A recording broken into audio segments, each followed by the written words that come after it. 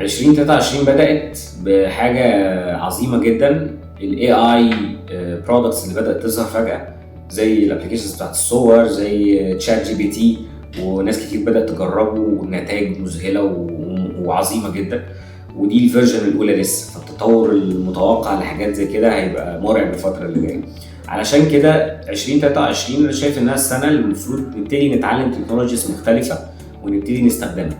كان في حد نزل بوست مرة شفته إن ال AI مش هيحل محلك، لكن اللي هيحل محلك هو شخص بيستخدم ال AI. عشان كده لازم نتعلم ال AI، لازم نتعلم ماشين ليرنينج والاوتوميشن والحاجات اللي زي كده.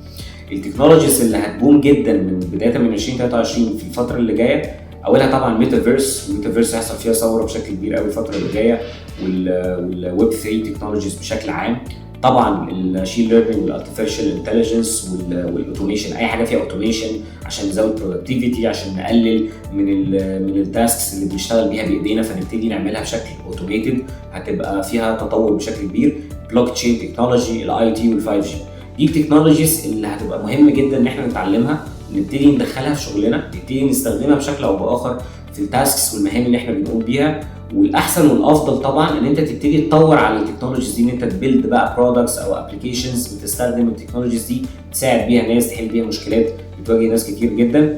ودي هتبقى سنه الانطلاق للتكنولوجيز المتطوره بالشكل ده.